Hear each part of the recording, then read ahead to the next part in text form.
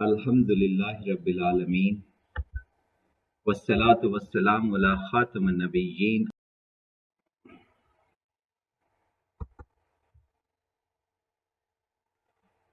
بعد از خدائے بزرگ توئی قصہ مختصر، یہ بڑا مشہور ایک مصرع ہے، بعد از خدا بزرگ توئی قصہ مختصر۔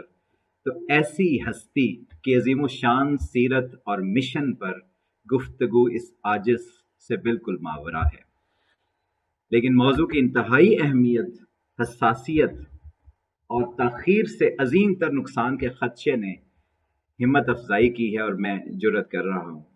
اللہ تعالیٰ قبول فرمائے اور اس میں کمی کوتاہی معاف فرمائے۔ بعثت نبی آخر الزمان صلی اللہ علیہ وآلہ وسلم کے بعد پوری نوع انسانی کی فلاح و رہنمائی کا علم کس کے ہاتھ میں ہے؟ امت محمدیہ صلی اللہ علیہ وسلم کے سپرد ہے۔ اور کیوں نہ ہو، کیونکہ اللہ نے فرمایا کنتم خیر امت اخرجت للناس تأمرون بالمعروف وتنہون عن المنکر وتؤمنون باللہ۔ تم ہو اے مسلمانوں وہ بہترین امت جسے برپا کیا ہے انسانوں کی رہنمائی کے لیے۔ کس قسم کی ہم رہنمائی کریں گے؟ حکم دیتے ہو تم اچھے کاموں کا، نمبر 2 منع کرتے ہو برے کاموں سے، اور نمبر 3 ایمان رکھتے ہو اللہ پر۔ خیر امت کی تعریف کسی ایک آیہ مبارکہ کے اندر اللہ تعالیٰ نے ہمیں بتا دی ہے۔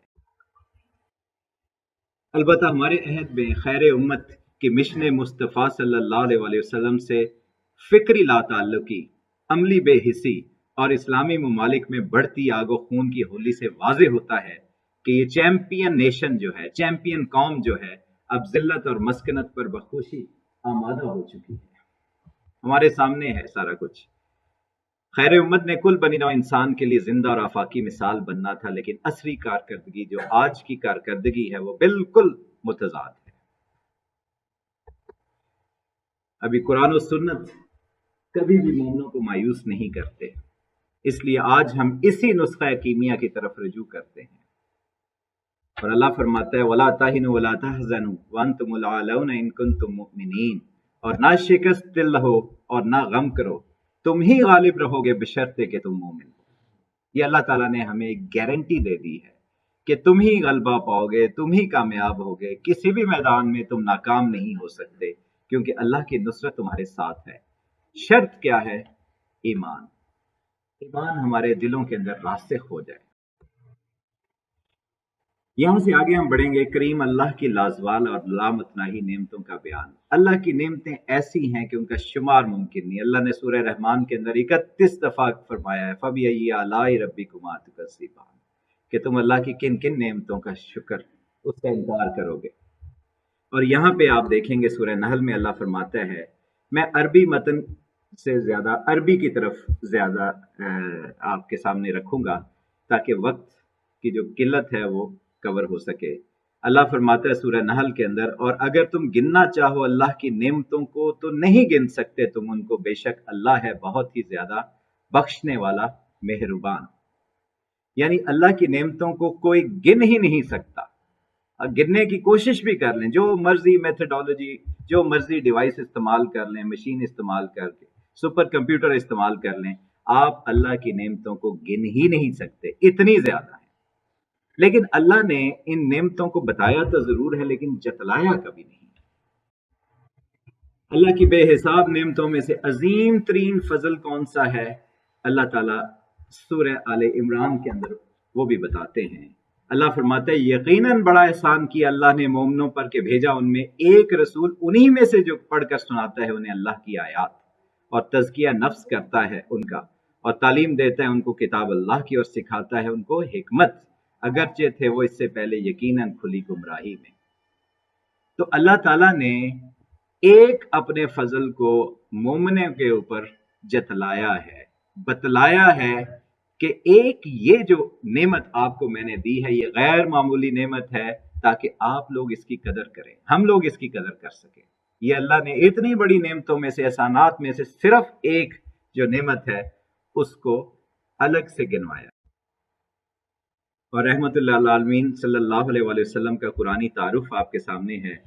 یقیناً اس میں ایک بڑی آگاہی ہے عبادت گزار لوگوں کے لیے، اور نہیں بھیجا ہے ہم نے آپ کو اے نبی صلی اللہ علیہ وآلہ وسلم مگر رحمت بنا کر جہان والوں کے لیے۔ پھر کریم اللہ کا اپنے رؤوف الرحیم محبوب سبحانی صلی اللہ علیہ وآلہ وسلم کی قدردانی کا حکم ہمیں دیا ہے۔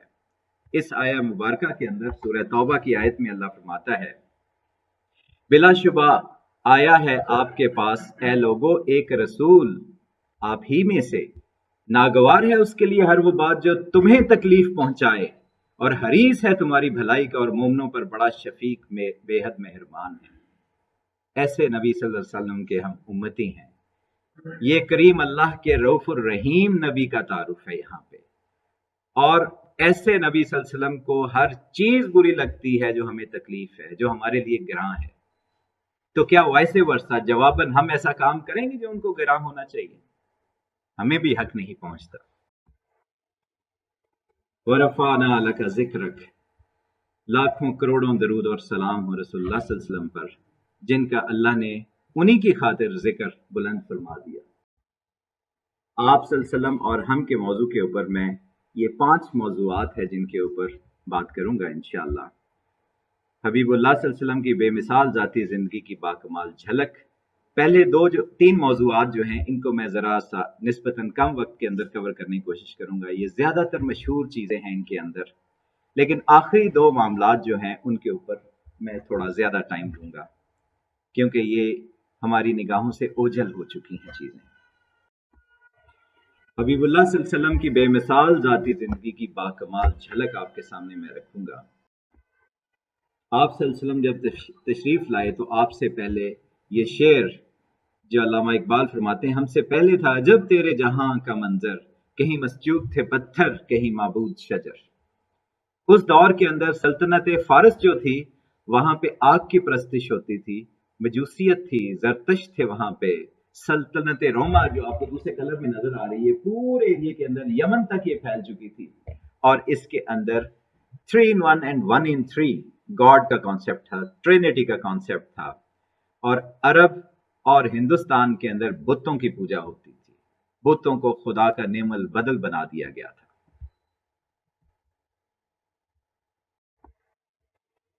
عرب کے مشہور میلے پورے جزیرہ نما عرب کے اندر آپ کو جگہ جگہ یہ میلے نظر آئیں گے جو پورے عرب کے اندر پھیلے ہوئے تھے۔ آج ہم سمجھتے ہیں کہ آج دبئی فیسٹیول اور دوسرے فیسٹیول کوئی آج کی نئی چیز ہے، نہیں، ایسی کوئی چیز نہیں ہے۔ جب بھی انسانیت جہالت کی گہرائیوں میں گرتی ہے تو میلے ٹھیلوں میں اضافہ ہی ہوتا ہے، کمی نہیں ہوتی۔ کہیں تھا مویشی چرانے پہ جھگڑا، کہیں پانی پینے پلانے پہ جھگڑا، یوں ہی روز ہوتی تھی تکرار ان میں، یوں ہی چلتی رہتی تھی تلوار ان میں۔ آج بھی دیکھیں، وہ اگر انٹالرنٹ سوسائٹی تھی تو ہماری کیا ٹالرنٹ سوسائٹی بن چکی ہے؟ وہ بھی انٹالرنٹ تھے، ہم بھی انٹالرنٹ تھے، وہ بھی وائلنٹ تھے، آج ہم بھی وائلنٹ ہو چکے ہیں۔ پوری دنیا کے اندر قتل و غارت کا ایک بازار گرم ہے۔ کیا ہم ماڈرن ہیں؟ کیا ہم ترقی یافتہ ہیں؟ اور وہ زمانے جاہلیت کے اندر تھے، تو ہمیں دیکھنے اور سمجھنے کی ضرورت ہے کہ شاید وہ دور واپس لوٹ رہا ہے۔ عرب کے اندر وہی موتیاں اور بت جو ہیں وہ واپس جا رہے ہیں۔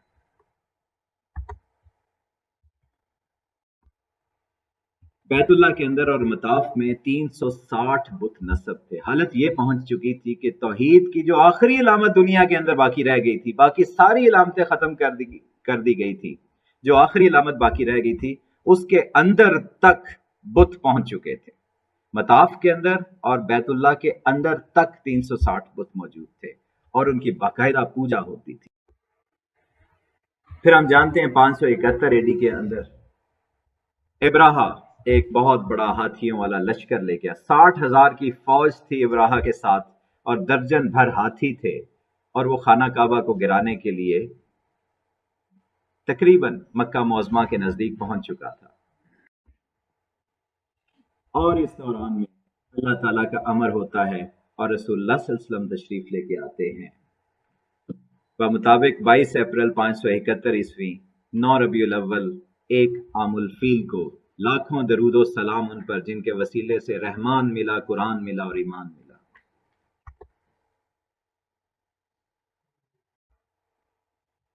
آپ صلی اللہ علیہ وسلم سلسلہ انبیاء کی آخری کڑی تھے، یہ 26 انبیاء ہیں جن کا تذکرہ قرآن کے اندر ہمیں ملتا ہے. حضرت آدم علیہ السلام، شیس علیہ السلام، ادریس علیہ السلام، اور ان سے چلتے چلتے حضرت ابراہیم علیہ السلام. حضرت ابراہیم علیہ السلام کے بعد جتنے انبیاء آئے وہ ان کے بیٹے حضرت اسحاق علیہ السلام کے خاندان سے آئے، جبکہ صرف ایک نبی رسول اللہ صلی اللہ علیہ وسلم حضرت اسماعیل علیہ السلام کی اولاد میں سے ہیں.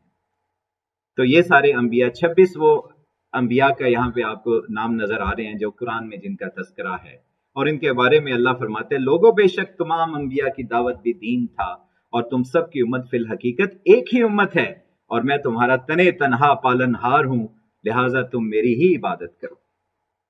ایک ہی پیغام، سنگل پوائنٹ ایجنڈا لے کے یہ سارے انبیاء آئے کہ صرف توحید، ایک اللہ کی عبادت اور معرفت ہونی چاہیے.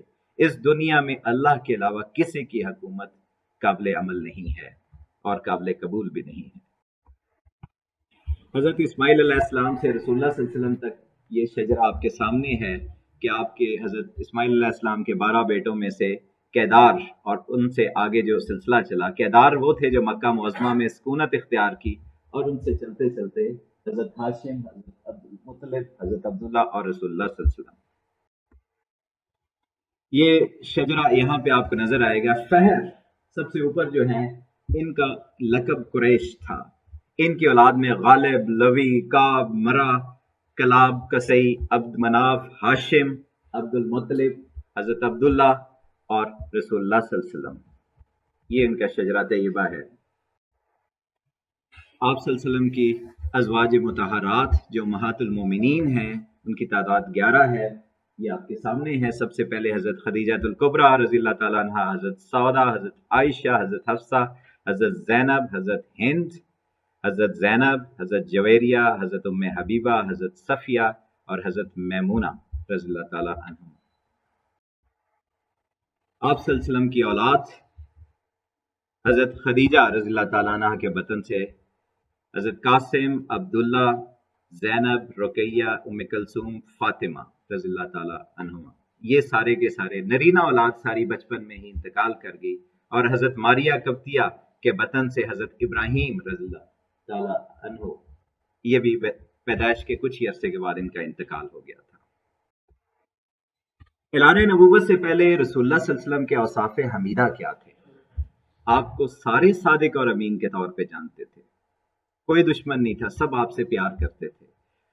صداقت، امانت، اخلاق حسنہ، زہد و تقوی، صلہ رحمی، شجاعت، عفت و حیات، ثابت رائے یعنی بہترین سوچ، خیر خواہی و بردباری، عاجزی و حکمت، یہ سارے کے سارے وہ اوصاف تھے. اور یہ بہت تھوڑے اوصاف ہیں جو میں یہاں آپ کے سامنے لکھ کے لایا ہوں. آپ مرقع تھے ہر بہترین وصف کے. اور اسی لیے یہ شعر ہے، میرے خیال نے جتنے بھی لفظ سوچے ہیں، تیری مثال تیری عظمتوں سے چھوٹے.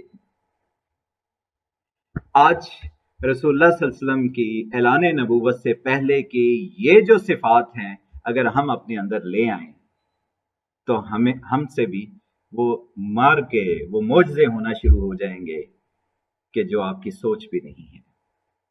رسول اللہ صلی اللہ علیہ وسلم کی صرف ایک سنت اگر ہم سارے اڈاپٹ کر لیں، اختیار کر لیں، بہت سنتے ہیں اور کمال کی سنتے ہیں، ساری کی ساری اعلیٰ ہیں کہ داڑھی ہونی چاہیے، ماما ہونا چاہیے، شلوار یہاں پہ ہونی چاہیے، باقی بھی بے شمار مسواک اور یہ سنتیں ہیں. صرف ایک سنت یہ امت اگر اڈاپٹ کر لے، اور وہ ہے pursuit for excellence. Pursuit for excellence, کمال کی تلاش، کمال کی جستجو. آپ والد ہیں تو بہترین والد ہونا چاہیے، آپ بیٹے ہیں تو بہترین بیٹا ہونا چاہیے، آپ بھائی ہیں تو بہترین بھائی ہونا چاہیے، آپ لیڈر ہیں تو بہترین لیڈر ہونا چاہیے. آپ جس بھی جگہ پہ ہیں اس معاشرے کے اندر آپ کا کردار بہترین ہونا چاہیے. اس کی جستجو رسول اللہ صلی اللہ علیہ وسلم کی محض ایک سنت ہے، محض ایک سنت ہے. اس کو ہی اگر ہم اڈاپٹ کر لیں تو دنیا کدھر سے پہنچ جائے گی. وہ شمع اجالا جس نے کیا 40 برس تک غاروں میں، ایک روز چمکنے والی تھی سب دنیا کے درباروں میں. رسول اللہ صلی اللہ علیہ وسلم 40 سال کی عمر کو پہنچے تو آپ کو وحی نازل ہوئی. پھر آپ نے اعلانیہ تبلیغ نبوی مختلف مراحل میں کی. سب سے پہلے گھر میں اپنے رشتہ داروں کو اکٹھا کیا اور ان کو ایک ہی بات بتائی، وہی جو سارے انبیاء کا طریقہ تھا. اور ان کی تعلیم تھی قولوا لا الہ الا اللہ تفلحون، ایک اللہ کو الہ مان لو تم کامیاب ہو جاؤ گے۔ پھر آپ نے صفا پہاڑی کے اوپر، پھر بازاروں میں، حتیٰ کہ حج کے موسم میں جدھر سے جو قافلے آتے تھے سب کے پاس اس طرح جایا کرتے تھے کہ جیسے ایک دھن سوار ہوتی ہے کہ یہ سارے لوگ آگ سے بچ جائیں، کسی طرح آگ سے بچ جائیں، جہنم سے بچ جائیں، اللہ کی ناراضگی سے بچ جائیں۔ قریش مکہ کے لیے انتہائی غیر معمولی صورتحال تھی، ان کی چودراہٹ ختم ہو رہی تھی، ان کی صدیوں کی جو جاگیرداری کا نظام تھا کہ پورے مکہ کے اوپر انہوں نے سارا ایک بندوبست کیا ہوا تھا، وہ ٹوٹ رہا تھا۔ ان کے سامنے ایک سائڈ پہ قرآن عالی شان تھا اور دوسری سائڈ پہ صاحب قرآن صلی اللہ علیہ وسلم تھے، دونوں کا کوئی جواب نہیں تھا ان کے پاس، اور ہر جگہ وہ ناکام تھے۔ جیسے کہ شعر میں ہے، جن کی استادی پہ خود حکمت بجا کرتی تھی ناز، ایک امی صلی اللہ علیہ وآلہ وسلم نے انہیں طفل دبستان کر دیا، کہ ان کو سکول بوائے بنا دیا، ایسے جیسے جن کو کچھ پتا نہیں ہے۔ ابو الحکم جو تھا، جو حکمت کا باپ تھا، وہ ابو جہل بن گیا۔ جن کی استادی پہ خود حکمت، وہ بہت بڑے حکیم تھے، بہت بڑے استاد تھے، سمجھدار تھے اپنے وقت کے، بہت بڑے بڑے عالی شان دماغ تھے ان کے، لیکن جن کی استادی پہ خود حکمت بجا کرتی تھی ناز، ایک امی نے انہیں طفل دبستان کر دیا۔ یہ آج بھی ہو سکتا ہے۔ رسول اللہ صلی اللہ علیہ وسلم کے امتی جب اسی مشن کو دوبارہ سے پکڑ لیں گے تو یہی ہوگا، اور ایسا کیوں نہ ہو؟ اللہ جیسے فرماتا ہے وما ينطق عن الهوى، اور نہیں بولتے وہ اپنی خواہش نفس سے کچھ بھی، وہ تو وہی جو وہی ہوتی ہے وہی فرمایا کرتے تھے۔ یہاں پہ آپ کے سامنے حبیب اللہ صلی اللہ علیہ وسلم کی حیات مبارک کی چند نورانی جھلکیاں میں آپ کے سامنے یہ پیش کی ہیں کہ آپ صلی اللہ علیہ وسلم کی عمر مبارک کے اندر بچپن سے لے کر جوانی اور آخری عمر تک معاملات کیسے ہوئے اور کیا ہوئے۔ تو امپورٹنٹ جو اوکیزنس ہیں، جو امپورٹنٹ ایونٹس ہیں، وہ سارے کے سارے یہاں پہ بیان ہوئے ہیں کہ بچپن کیسا گزرا، کیسے تجارت کے معاملات ہوئے، کیسے آپ کا نکاح حضرت خدیجہ رضی اللہ تعالیٰ عنہ سے کس عمر میں ہوا، جب 25 سال عمر تھی، پھر آپ کے بچوں کی پیدائش ہوئی سب کی، پھر حجر اسود کا واقعہ جب ہوتا ہے تو آپ 35 ایئرز آپ کی ایج ہوتی ہے، اور جب پہلی وحی نازل ہوتی ہے تو 40 سال عمر ہوتی ہے، اور اس طریقے سے یہ سارے کا سارا مسلمانوں کی ہجرت ہے، واقعہ معراج ہے، اور پھر آپ صلی اللہ علیہ وسلم کی ہجرت ہے، اور یہ سارے مسجد نبوی کی تعمیر، پھر غزوات کی ڈیٹیلز ہیں ساری کی ساری، اور پھر آخر میں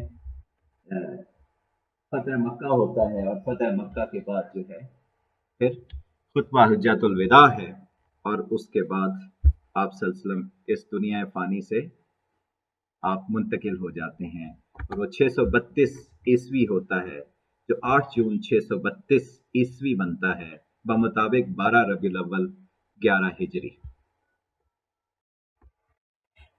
آپ کے سامنے میں اس دور کے کچھ نقشے پیش کر رہا ہوں، اور یہ السٹریشنز ہیں کسی آرٹسٹ نے بنائی ہوئی ہیں کہ مسجد نبوی کیسی ہوتی تھی۔ آپ صلی اللہ علیہ وسلم کے دور کے اندر مسجد نبوی عام گارے اور پتھروں سے بنی ہوئی اس طرح کی مسجد ہوا کرتی تھی۔ یہ مسجد تھی، اس کے اوپر کھجور کی چھالوں کے ساتھ چھت ہوتا تھا، اور ساتھ یہ حجرہ مبارک، رسول اللہ صلی اللہ علیہ وسلم کا حجرہ مبارک آپ کو نظر آ رہا ہے۔ اس کی میں دوسری تصویر آپ کے سامنے پیش کروں گا، اور پھر ہم جو امتی ہیں اپنے نبی صلی اللہ علیہ وسلم کے رہائش گاہ کو دیکھیں گے، اور بہت کچھ سوچنے کے لیے ہمارے پاس پڑا ہوا ہے۔ یہ کاشانہ نبوت امام الانبیاء حبیب اللہ صلی اللہ علیہ وسلم کا گھر ہے۔ آپ کا گھر 5 میٹر بائی 7 میٹر کا تھا، 4 میٹر کا کمرہ تھا اور 3 میٹر کا کھلا، جس کے اوپر اس طریقے سے چھت سی ڈالی ہوئی تھی۔ تو یہ ٹوٹل، اور اس کی ٹوٹل اس کا جو ایریا تھا تقریباً 1.25 مرلہ تھا۔ یہ اس کائنات کی بہترین ہستی، اللہ تعالیٰ کی مخلوقات کے اندر سب سے اعلیٰ ترین ہستی کا گھر تھا۔ یہ وہ گھر ہے جس کے اوپر ایک پوری سورہ حجرات ہے، الحجرات، حجرات حجر، یہ ایک کوارٹر کو کہتے ہیں، ایک گھر کو کہتے ہیں۔ اندر کا نقشہ دیکھیں تو یہاں پہ اس طریقے سے تھا، ایک چارپائی تھی، ایک اس طریقے سے آپ کا کھجور کی چھال سے بنا ہوا، ये चमड़े का बिस्तर हुआ करता था, यही किचन था, यहीं पे सब कुछ होता था, खाना पीना सब कुछ ये घर था। यहाँ से हम सरवर कौनो मकान सल्लल्लाहु अलैहि वसल्लम की अजीम बंदगी और वाबस्ती हक की कुछ झलक देखेंगे। आप सल्लल्लाहु अलैहि वसल्लम पर मसाइब और अलाम की इंतहा, ये मैं बाद में बात करूंगा। ये आप मुसाइब और अलाम, ये मजालिम आए तो आए किस वजह से आए? इस कायनात की बेहतरीन, सब उनसे प्यार करते थे। नबूवत से पहले आपको जो अल्लाह की तरफ से मामलात हैं, ये बहुत बड़ी हिकमतें होती हैं। हर दुख में, हर तकलीफ में, हर आजमाइश के अंदर बहुत हिकमतें होती हैं। अल्लाह ने आपको दाग़ यतीमी दिया, आपकी वालदा का इंतकाल हुआ, आपके दादा का इंतकाल हुआ, आपने माशी उसरत में जिंदगी गुजारी, बहुत अमीर नहीं थे, नरीना औलाद से आपको महरूमी हुई। जितने बच्चे पैदा हुए इसमें आप देखेंगे जो रेड में है, ये सारे का सारा नरीना औलाद, इनका इंतकाल हो गया। हम आज नरीना औलाद की बहुत चाहत करते हैं, तो आपकी जितनी नरीना औलाद थी इसमें भी हिकमतें हैं। फिर नबूवत के बाद अहले खानदान और मुखालफीन की यलगार आपके ऊपर होगी, एकदम से सब कुछ ऐसे जैसे कि कोई बहुत बड़ा गुनाह जैसे हो जाता है। शहीद करने की आपको कोशिशें की गई, आपकी जिंदगी के अंदर कम से कम 7 ऐसे कोशिशें हैं जो डायरेक्ट आपको शहीद करने की कोशिशें की गई। असहाब पर, आपके जो सहाबा कराम थे उन पर मशक़ सितम हुई। 3 साल तक शेब अबी तालिब के अंदर मैसूरी हुई, बच्चों तक को पत्तों के ऊपर और दरख्तों की छालों के ऊपर गुजारा करना पड़ा। फिर 1 ही साल के अंदर आपकी ज़ौजा हज़रत खदीजा कुबरा रज़ियल्लाहु ताला अन्हा, उनका इंतकाल होता है और आपके चचा हज़रत अबू तालिब का इंतकाल होता है। आपके ऊपर मक्का की ज़मीन तंग कर दी जाती है, आपको ताइफ तक जाना पड़ता है और वहां पे जो जुल्म और सितम के पहाड़ आप पे गिराए जाते हैं। फिर तमाम कबाइल का मुश्तरका आपके ऊपर हमला होता है, जिस रात आप फिर हिजरत करते हैं। फिर आपको अपने घर, आपके आबाई घर से आपको निकाला जाए, आप सल्लल्लाहु अलैहि वसल्लम को मक्का मुअज़्ज़मा से हिजरत करना पड़ी। फिर उसके बाद मदीना तैयबा में कुफार, यहूद और मुनाफिकीन की मुश्तरका मुहाजराइयाँ आपके ऊपर हुई। अहले बैत रसूलुल्लाह सल्लल्लाहु अलैहि वसल्लम पर मजालिम की दास्तान एक अलग दास्तान है। आपकी जिगर गोशा की हिजरत हबशा, आपकी एक बेटी जो है वो हिजरत हबशा, उनको हज़रत उस्मान गनी रज़ियल्लाहु ताला अन्हु के साथ हबशा जाना पड़ा और वहीं पे उनको एक मोहलक जख्म लगा और उनका इंतकाल हो गया। फिर आपकी 2 बेटियों को तलाक हुई। दोनों बेटियां, अबू लहब के 2 बेटों के साथ उनका निकाह हुआ था, उन दोनों बेटियों को हज़रत रुकैया और हज़रत उम्मे कलसूम रज़ियल्लाहु ताला, इन दोनों को अबू लहब के कहने के ऊपर दोनों बेटों ने तलाक दे दी। नमूसे रिसालत पर हमला किया गया, हज़रत आयशा रज़ियल्लाहु ताला अन्हा के ऊपर किस किस्म का बहतान नहीं लगाया गया। आप जब पैगाम देते थे आपकी हंसी उड़ाई जाती थी, आपकी बात सुनने से रोका जाता था, खुद भी नहीं सुनते थे और दूसरों को भी रोकते थे।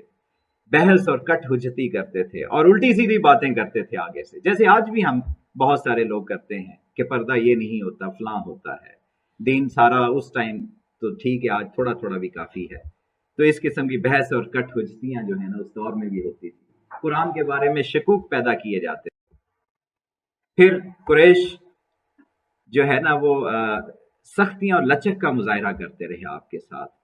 आपको कैरेट एंड स्टिक की पॉलिसी उन्होंने अडॉप्ट करने की कोशिश की। कभी आपको कहा आपको माल देते हैं जितना चाहिए, आपको सरदारी देते हैं, बादशाहत देते हैं, औरत उंगली रखें कौन सी चाहिए, यही चाहते होती हैं इंसानों की, तो ये ले लें, आप राजी हो जाएं। हत्ता के सौदेबाजी की इंतहा यहां पे की उन्होंने कि कहा कि 1 साल आप आपके हम माबूद को पूछते हैं, अगले साल आप हमारे माबूदों को पूछें। यहां तक बात चली गई। और फिर आप सल्लल्लाहु अलैहि वसल्लम पर जाती जो दस्तराजियां हुई, आपके ये पड़ोसी आपके ऊपर लगातार आपको अजियत दिया करते थे। उसके बाद ये मुख्तलिफ लोग हैं, अभी बिन खलफ, उमैया बिन खलफ, अबू लहब, अबू जहल, ये आपको तकलीफें दिया करते थे। हत्ता कि आप सल्लल्लाहु अलैहि वसल्लम ने फरमाया, अल्लाह के लिए यानी अल्लाह के रास्ते में जितनी तकलीफें मुझे दी गई हैं, इतनी और किसी को भी नहीं दी गई, किसी को भी इतनी तकलीफें नहीं दी गई। लेकिन आप सल्लल्लाहु अलैहि वसल्लम का एक ही कॉल है कि अगर ये लोग मेरे दाएं हाथ में सूरज और बाएं हाथ में चांद भी रख दें تو بھی میں اس کام کو آخری حد تک پہنچائے بغیر نہیں چھوڑوں گا، حتیٰ کہ یا تو اللہ دین کو غالب کر دے یا میں اسی راہ میں فنا ہو جاؤں۔ یہ ہے مشن کے ساتھ کمٹمنٹ۔ یہ رسول اللہ صلی اللہ علیہ وسلم کا مشن تھا، اور اس کے ساتھ ان کی کمٹمنٹ تھی کہ اپنی جان تک کو اس کے اندر کھپا رہے تھے۔ وہ کہتے ہیں جان جاتی ہے تو چلی جائے، لیکن یہ مشن کسی بھی صورت ضائع نہیں ہونا چاہیے۔ کیا ان کے امتیوں کا بھی کوئی ایسا مشن ہے یا نہیں؟ ان شانیہ کا ہوا الابتر، یقیناً جو آپ کا دشمن ہے وہی ہوگا بے نام و نشان۔ مٹ گئے ہیں، مٹتے ہیں، مٹ جائیں گے عادات تیرے، نہ مٹا ہے نہ مٹے گا کبھی چرچا تیرا۔ اور یہ سارے کے سارے غلام احمد قادیانی ہو یا جتنے اس نسل کے لوگ ہیں، کذاب اور دجال، یہ سب ختم ہو جائیں گے، اور صرف جن کا چرچا رہے گا وہ رسول اللہ صلی اللہ علیہ وسلم کا چرچا باقی رہے گا۔ اور ایک وقت آیا جب آپ نے خانہ کعبہ کو ان بتوں سے صاف کیا تو آپ نے فرمایا وَقُلْ جَاءَ الْحَقُّ وَزَهَقَ الْبَاطِلُ إِنَّ الْبَاطِلَ كَانَ زَهُوقًا، اور اعلان کر دو کہ حق آ گیا اور باطل مٹ گیا۔ یقیناً باطل تو ہے مٹنے کے لیے، باطل تو ہے ہی مٹنے کے لیے۔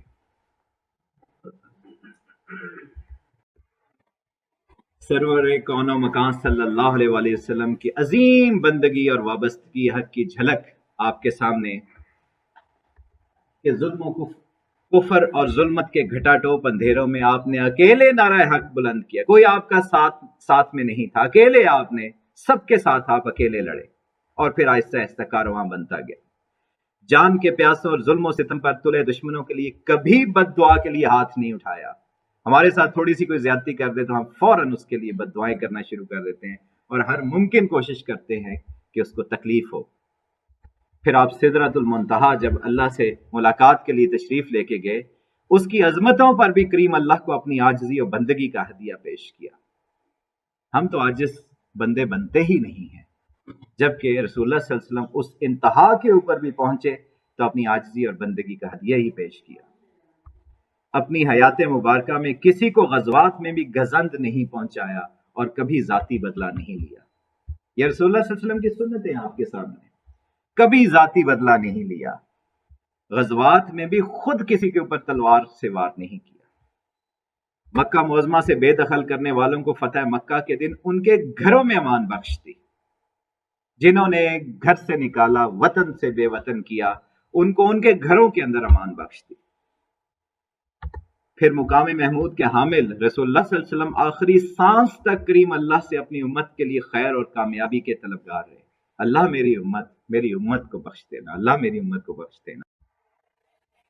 جزا اللہ عنا محمد ما و اہلہ، اللہ سے ہم دعا کرتے ہیں کہ ہمارے آقا صلی اللہ علیہ وسلم کو وہ مقام عطا فرمائیں جو ان کے شایان شان ہے۔ گرنہ داری از محمد رنگبو، از زبان خود میں اعلیٰ نام او۔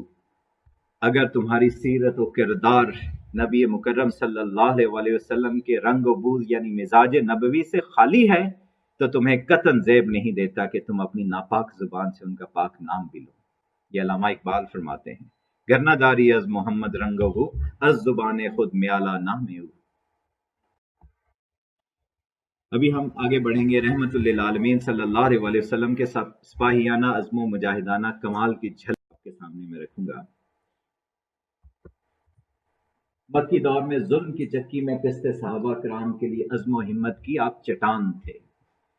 ہجرت مدینہ کے لیے دم آخر خون کے پیاسوں کے نرغے میں سے رخصت ہوئے۔ آخری لمحے تک آپ نے ہولڈنگ دی فورٹ کیا، آخری لمحے تک۔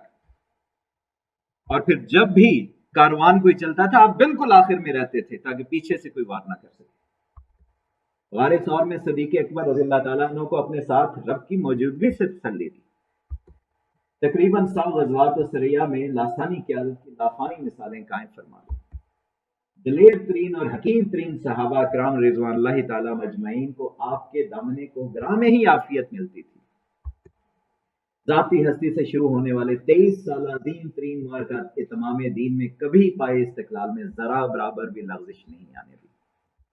اور اس سارے کے باوجود جب ظلم و ستم کی آپ کے اوپر برسات ہو رہی تھی، غزوہ احد میں اپنے رستے ہوئے زخموں اور کفار مکہ کے نرغے میں تابڑ توڑ حملوں کے دوران اللہ سے یہی دعا فرما رہے تھے، اے پروردگار میری قوم کو بخش دے، وہ نہیں جانتی۔ وما ارسلناک الا رحمۃ للعالمین، اور ہم نے آپ صلی اللہ علیہ وسلم کو تمام جہانوں کے لیے رحمت بنا کر بھیجا ہے۔ اور پھر وہ انقلاب آیا جس کی مثال روئے ارض نے کبھی نہیں دیکھی۔ زمین و آسمان ترس رہے تھے اس فضا کو دیکھنے کے لیے کہ توحید کی آخری جو علامت تھی وہاں پہ بھی بت آ چکے ہیں، 360 بت آ چکے ہیں۔ کب یہ صفائی ہوگی؟ کب دوبارہ یہ تطہیر ہوگی؟ صفائیاں ایسی ہوئی کہ فتح مکہ انقلاب عظیم آیا۔ اور یہاں پہ آپ دیکھیں گے 610 عیسوی کے اندر جب بعثت رسول اللہ صلی اللہ علیہ وسلم ہوئی، آپ نے نزول وحی ہوئی تو آپ اکیلے تھے، حتیٰ کہ ہجرت تک ٹوٹل 150 لوگ صرف مسلمان ہوئے تھے، 150 لوگ مسلمان ہوئے تھے، حتیٰ کہ فتح مکہ تک ٹوٹل 150 سے چلتے چلتے 10,000 تک بات پہنچ چکی تھی، اور پھر اگلے 2 سالوں کے اندر ہی 1,24,000۔ اذا جاء نصر اللہ والفتح ورأیت الناس يدخلون فی دین اللہ افواجا، یہ معاملہ ہو گیا۔ رحمت للعالمین صلی اللہ علیہ وسلم کے 10 سالہ دور نبوی میں تقریباً 100 غزوات و سرایا ہوئے، یعنی ہر سال اگر دیکھیں تو 10 جنگیں لڑی آپ صلی اللہ علیہ وسلم نے، ہر سال 10 جنگیں، یعنی ہر مہینے ڈیڑھ کے اندر ایک جنگ ہو رہی ہے۔ لیکن اس سارے کے اندر صرف ٹوٹل جو ڈیتھس ہیں، جو فیٹلٹیز ہیں، وہ 1,000 سے زیادہ نہیں ہیں۔ ٹوٹل دونوں سائڈوں کے اوپر جو لوگ مارے گئے، مسلمان بھی جو شہید ہوئے اور جو دوسرے کافر مارے گئے، ان کی تعداد 1,000 سے زیادہ نہیں ہے، یعنی فی جنگ 10 افراد، اس سے بھی کم۔ اور آج ہم دیکھتے ہیں 6 کروڑ کے قریب لوگ، سیکنڈ ورلڈ وار میں 6 7 کروڑ بندہ جو مارا گیا تھا۔ اور کون سا عظیم انقلاب آیا، تباہی اور بربادی کی داستانیں ہیں، اور آج بھی ہم دیکھتے ہیں یہی سب کچھ ہو رہا ہے۔ یہ ہے رحمت للعالمین سلسلہ۔ پھر تاریخ عالم کے بہترین انسان نے روز قیامت تک کے لیے ایک بے مثال انقلاب کو پایا تکمیل تک پہنچا کر نبوت اور رسالت کا جو آخری حق تھا وہ بھی ادا فرما دیا۔ اور یہ جو جگہ 632 تک یہ نیلے میں آپ کو نظر آ رہی ہے، 10 لاکھ مربع میل کا ایریا تھا، یعنی ہر روز 274 مربع میل کا ایریا جو ہے وہ اسلامی مملکت میں جمع ہو رہا تھا، اور یہ رقبہ پاکستان سے 3.25 گنا بڑا حدود اربا ہے۔ یہ ہوتا ہے کمال، اور اس کی پیروی کرنے والے جو ہوتے ہیں وہ بھی باکمال ہوتے ہیں۔ اس بے مثال غلبہ دین کی وسعت محض جزیرہ نمائے عرب کی سرزمین تک محدود نہ تھی، بلکہ نبوی چھاپ سے جہالت و گمراہی میں اٹی پوری قوم انسانی تاریخ کے ماتھے کا جھومر بن کر ابھری، اور اس نے دین حق کا جھنڈا کل عالم میں لہرا دیا۔ ایک ایسی قوم کی اللہ کے حبیب صلی اللہ علیہ وسلم نے پرورش کی جنہوں نے پوری دنیا کے اندر اخلاقیات کی، علم کے باقی میدانوں کی ایک نئی داستان رقم کر دی۔ یہ ہے کمال۔ اپنا معیار زمانے سے جدا رکھتے ہیں ہم، تو محبوب بھی محبوب خدا رکھتے ہیں۔ کہ آن صلی اللہ علیہ وسلم کو جھٹلانے اور ظلم و ستم کا نشانہ بنانے کی وجہ آپ کی ذات نہیں، پیغام الہی تھا۔ آپ کی بعثت کا جو مقصد تھا، جس کے لیے آپ نے دعوت دینی شروع کی، اصل وہ وجہ تھی جس کی وجہ سے آپ کو ظلم و ستم کا نشانہ بنایا گیا۔ ہم اس کی طرف ابھی بڑھ رہے ہیں، چونکہ قرآن و سنت آفاقی ابدی شاہکار ہیں، ان کے طالب علم کی نگاہ بھی عالمگیری ہوتی ہے یا ہونی چاہیے۔ یہ راز کسی کو نہیں معلوم کہ مومن کاری نظر آتا ہے، حقیقت میں ہے قرآن۔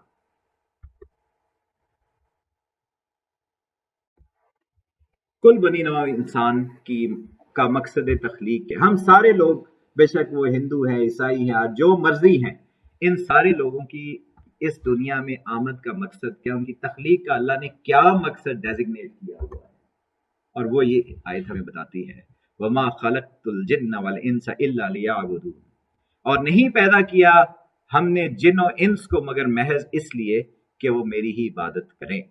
صرف ایک اللہ کی عبادت ہو، سب کا جو مقصود ہے وہ یہ ہونا چاہیے۔ ابھی یہاں پہ جو لفظ آئے لیعبدون، یہ عبادت سے ہے۔ عبادت کا مطلب کیا ہے؟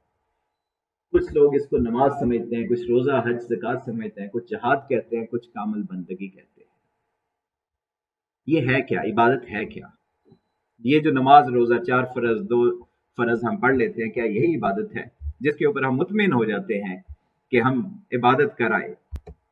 عبادت اللہ رب العزت کے مکمل پروگرام کو دل و جان سے اختیار کرنا، اس کو عبادت کہتے ہیں۔ اللہ کا منشا کیا ہے، اللہ کا ارادہ کیا ہے، اللہ کی چاہت کیا ہے، اس کو اختیار کرنا، اس کو عبادت کہتے ہیں۔ اس وقت کیا چاہت ہے، اس وقت کیا چاہت ہے، اس وقت کیا چاہت ہے، اور یہ 24/7 365 ڈیز کرنا، یہ عبادت ہے۔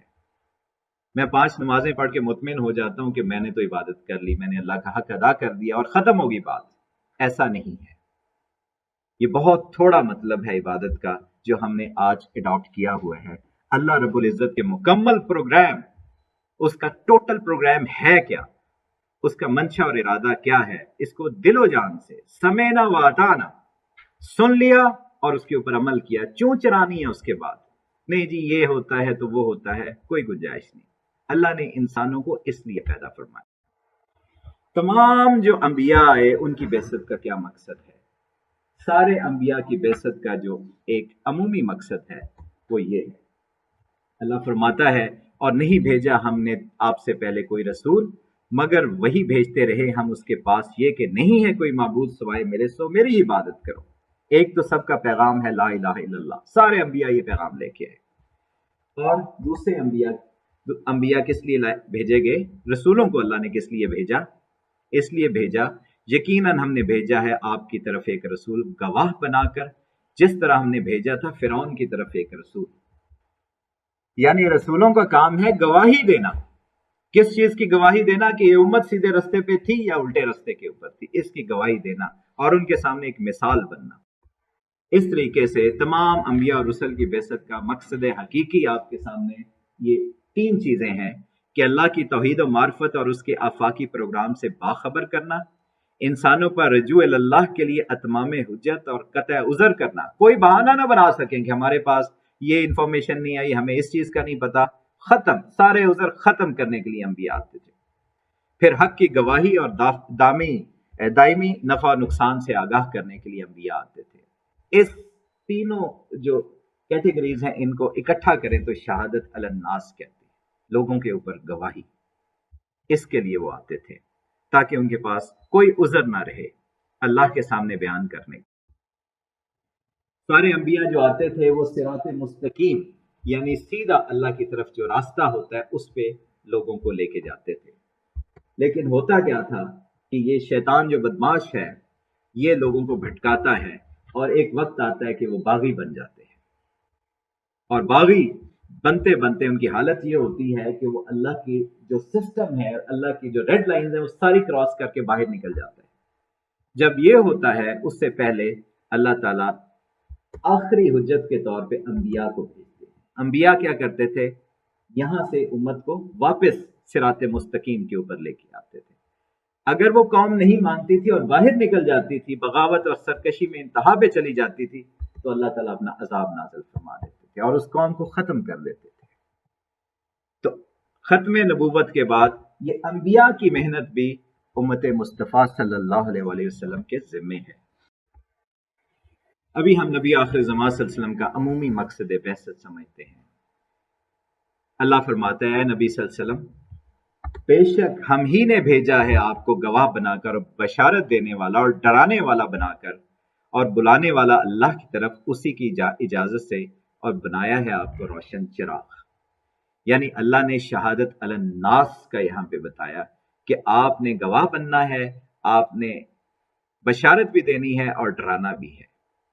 صحیح رستے کے اوپر بتانا ہے، چلو گے تو یہ فائدہ ہے، الٹے رستوں پہ چلو گے تو یہ نقصان ہے، اور اللہ کی طرف بلانے والا آپ کو دائی کے طور پہ بھیجا ہے۔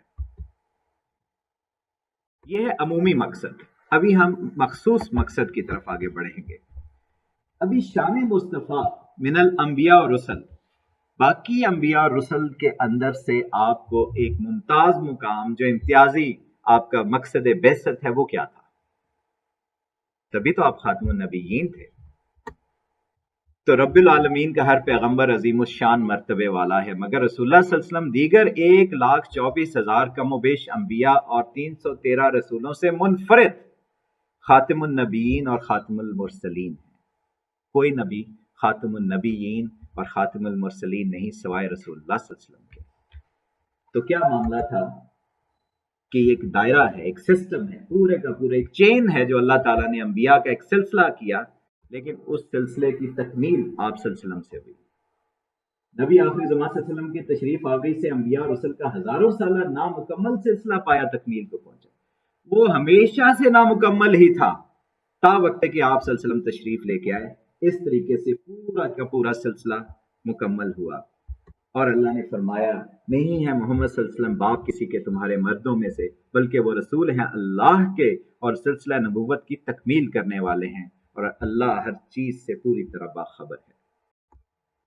यहाँ पे एक इंतहाई अहम नुक्ता आपके सामने मैं पेश करूंगा कि मरदूद कादियान जो था, उसने ताजे खत्म नबूवत पर जो हमला किया था, ये कोई इतफाकी या हादसाती वाकया नहीं है, बल्कि शैतानी जत्थे का सोचा समझा मंसूबा था, ताकि दीन इस्लाम को जड़ों से उखेड़ने की मकरू कोशिश की जाए। जब एक दफा आपने उसको हटाने की कोशिश की, जब वो हट जाए, अल्लाह ना करे, जरी बात है वो हट तो नहीं सकता था, लेकिन कोशिश उनकी क्या थी कि वो हटा दिया जाए, उसके बाद सारे सिस्टम को उधेड़ के रख दिया जाए।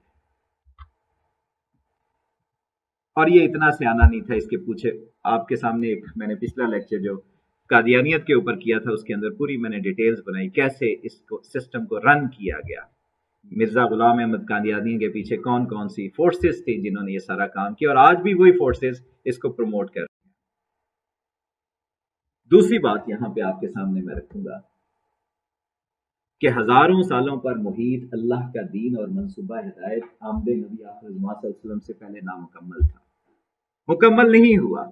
अल्लाह ने जो हदायत का मुकम्मल एक प्रोग्राम, पूरा मंसूबा हिदायत एक नाजिल करना था, वो नामुकम्मल था।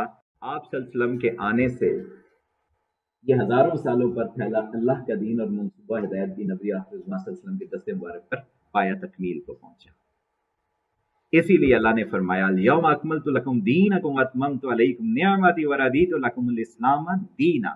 आज मुकम्मल कर दिया है मैंने तुम्हारे लिए तुम्हारा दीन, और पूरी कर दी तुम पर अपनी नेमत, और पसंद कर लिया तुम्हारे लिए इस्लाम को बतौर दीन। अभी हम मखसूस मकासदे बेसत की तरफ बढ़ रहे हैं। तो रसूलुल्लाह सल्लल्लाहु अलैहि वसल्लम के आलिशान मकासदे बेसत जो मखसूस है आप सल्लल्लाहु अलैहि वसल्लम के साथ, वो क्या है? ये आपके सामने मैं 3 आयात पेश कर रहा हूँ। सूरह तौबा, सूरह फतह और सूरह सफ के अंदर अल्लाह ताला ने बगैर जेर जबर पेश के फर्क से एक ही बात नाजिल फरमाई है, वल्लज़ी अरसला रसूलहु बिल हुदा व दीनिल हक़्क़ि लियुज़हिरहु अला दीन कुल्ली। कहीं फरमाया वलौ करिहल मुशरिकीन, कहीं फरमाया वकफ़ा बिल्लाहि शहीदा, और कहीं दोबारा वलौ करिहल मुशरिकीन। ये क्या अल्लाह फरमा रहा है, इसको हम थोड़ा सा डिटेल में देखेंगे इस आयत मुबारका को। यहाँ पे 5 अल्फाज हैं जिनको थोड़ा सा तफसील में जाने की जरूरत है, जिसमें खुदा क्या चीज है, दीनिल हक क्या है, लियुज़हिरा क्या है, और लियुज़हिरा के अंदर हु जो है वो क्या चीज है, और 5वां अलदीन कुल्ली, ये क्या चीज है। अल हुदा का मतलब कुरान हकीम है कि अल्लाह ने कुरान के साथ रसूलुल्लाह सल्लल्लाहु अलैहि वसल्लम को भेजा। हदायत भी कहते हैं, जैसे कि यहाँ पे आया है हिदायत, आम हदायत का मानी भी है, लेकिन असल जो मखसूस मानी है वह कुरान हकीम है, जो अल्लाह ताला ने कुरान में कई दफा इस्तेमाल किया है। दीनिल हक क्या चीज है? दीनिल हक उसको कहते हैं कि अल्लाह ताला की कुल्ली अतात 100%, 99% भी नहीं, पार्ट टाइम नहीं, फुल टाइम अल्लाह ताला की कुल्ली अतात पर मबनी निज़ाम जिंदगी या तर्ज हयात, यानी दीन इस्लाम। दीन इस्लाम को क्या करना है? गालिब करना है। किसने गालिब करना है? रसूलुल्लाह सल्लल्लाहु अलैहि वसल्लम ने गालिब करना है। और आज खत्म नबूवत के सदके उम्मत मोहम्मदिया सल्लल्लाहु अलैहि वसल्लम के जिम्मे ये काम है, ये अनफिनिश्ड एजेंडा है, ये हमारे जिम्मे ये काम है। हम में से कितने लोग कर रहे हैं, उनको गौर करना चाहिए, फिक्र करनी चाहिए। फिर हु क्या है? उसे किस चीज को? अल्लाह की कुली अतात के निजाम को। किसको गालिब करना है? अल्लाह की कुली अतात, 100% फुल प्रूफ सिस्टम जो अल्लाह का है उसको इंप्लीमेंट करना है। कोई इधर उधर की चीज हमें नहीं चाहिए, कोई उधार नहीं चाहिए, उधर से इंपोर्ट करे इधर से एक्सपोर्ट करे, वो चीजें नहीं चाहिए। हमारे पास अपना अल्लाह का दिया हुआ पूरा एक सिस्टम मौजूद है। हम क्यों मांगे तांगे के ऊपर गुजारा करें? अलदीन कुल, सारे दीनों के ऊपर, तमाम अदियान वहां पे है, लेकिन दीन कुल क्या है? हर किसी गैरुल्लाह यानी तमाम तागूती निज़ाम जिंदगी या तर्ज हयात पर गालिब किसको करना है? अल्लाह के कुल अतात के निज़ाम। यह है रसूलुल्लाह सल्लल्लाहु अलैहि वसल्लम की बैसत का मकसद, खसूसी मकसद, जो किसी और नबी के साथ नहीं था, आप सल्लल्लाहु अलैहि वसल्लम के साथ था, क्योंकि आप खातमुन नबीयीन हैं। ये है पूरा इस्लाम, जिसमें मानियात भी है, इबादत भी है, अखलाकियात भी है, माशरत भी है, मामलात भी है, और पूरी रियासत का एक ढांचा सा है, एक जायचा सा बना हुआ है, क्योंकि अल्लाह ने यह चाहा है कि हम इस्लाम में पूरे के पूरे दाखिल हो जाएं। हम ये ना हो कि जी जैसे आधे गए हुए आधे नहीं गए हुए, ऐसा तो नहीं है, ऐसा नहीं होना चाहिए। मेरे ईमानियात के मामलात, इबादत, अखलाकियात, माशरत, ये सारी की सारी चीजें 100% जो मैंने आपको शुरू में रसूलुल्लाह सल्लल्लाहु अलैहि वसल्लम की एक सुन्नत के बारे में बताया था, परसूट फॉर एक्सीलेंस, इसमें सारी जगहों के ऊपर मैंने एक्सीलेंस की कोशिश करनी। अभी हम स्पेसिफाई करेंगे इन्हीं आयात की रोशनी में कि नबी आखिर ज़मां सल्लल्लाहु अलैहि वसल्लम के मकासद बैसत क्या थे। नंबर 1, रब की धरती से शिर्क, बुत परस्ती और दीन बेदारी को मिटाकर खुदाए वाहिद का कामिल राज बर्पा करना। नंबर 2, रूए जमीन से हर तागूती निजाम का इन्हदाम यानी उसको ढा के खत्म करके हिमा जहत हिमागीर, एक कॉम्प्रीहेंसिव हुकूमत इलाहिया जिसमें अल्लाह की हुकूमत होती है, जिसका सियासत का निज़ाम, जिसका मईशत का निज़ाम, जिसका रूहानियत का, फिक्र के जितने तालीम भी, हर चीज, पूरा सिस्टम जो है वो अल्लाह की चाहत के मुताबिक होता है, और वो हिमा जहत होता है, हिमागीर होता है, उसको लागू करना। तमाम शैतानी रुकावटों को तोड़कर अल्लाह के दीन को कामिल और अतमम मुकाम तक पहुंचाना और बातिल को नाबूद करना। और हमने देखा रसूलुल्लाह सल्लल्लाहु अलैहि वसल्लम ने उसको कामिल और अतमम जगह तक वो पहुंचाया और बातिल को नाबूद किया। इंसानों को इंसानों की गुलामी इस्तेसाल से निजात दिलाकर हुर्रियत फिक्र और आज़ादी अमल अता करना। गुलामी का दौर दौरा, लोग कहते थे कि उस टाइम गुलामी, आज गुलामी नहीं है। आज के गुलामों के बारे में कहते हैं modern slaves are not in chains, they are in date. आज जितनी गुलामी है इतनी कभी भी नहीं थी, कभी तारीख आलम में इतनी गुलामी नहीं रही जितनी आज गुलामी है। अगर आप ग्लोबल डेट की एक वेबसाइट है उसके ऊपर जाए तो जरबे खा रहा है, ऐसे ऐसे जरबे खा रहा है कि हर मुल्क की डेट किस कदर मल्टीप्लाई कर। आप में से हर बंदा, बच्चा जो पैदा होता है वो भी डेट के अंदर है, वो भी गुलामी के अंदर है। तो ये हुर्रियत फिक्र और आजादी अमल अता करना, ये इंसानों की गुलामी के सिस्टम जो आज दोबारा इंप्लीमेंट हो गया है, ये एक्सप्लॉयटेशन का सिस्टम है। इस सारे से इसीलिए रिबा को कहा गया है कि रिबा अल्लाह और रसूलुल्लाह सल्लल्लाहु अलैहि वसल्लम के साथ जंग है, क्योंकि वो एक्सप्लॉयटेशन का सिस्टम है, इस्तेसाल का सिस्टम है। अमर बिल मारूफ नहीं अनिल मुनकर पर मबनी अकामते दीन करना और आफाकी प्रोग्राम के लिए बेहतरीन उम्मत तैयार करना, और रसूलुल्लाह सल्लल्लाहु अलैहि वसल्लम ने करके दिखाया है सारे का सारा। अल्लाह के तमाम मखलूक के जिन इंस के लिए क़यामत हतमी हदायत और कामिल फलाह दारैन का मुजस्सम नमूना पेश करना। आप सल्लल्लाहु अलैहि वसल्लम खुद नमूना थे। हमें भी फरमाया गया, अल्लाह ने यह हुक्म दिया है कि रसूलुल्लाह सल्लल्लाहु अलैहि वसल्लम तुम्हारे लिए बेहतरीन नमूना है। फिर मस्जिदुल मलाइका जो इंसान है उसकी अजमत को बहाल करना, यानी मुकाम अजमत व खिलाफत की बहाली और मुकाम महमूद की समत इख्तियार करना। ये है रसूलुल्लाह सल्लल्लाहु अलैहि वसल्लम के, ये आपके सामने मैंने इकट्ठे बयान कर दिए हैं कि जो मस्जिद मलाइका जिनको फरिश्तों ने सजदा किया, उस इंसान को वापस उस जगह के ऊपर लेके आना, और रसूलुल्लाह सल्लल्लाहु अलैहि वसल्लम उस जगह तक वापस पहुंचा के गए हैं।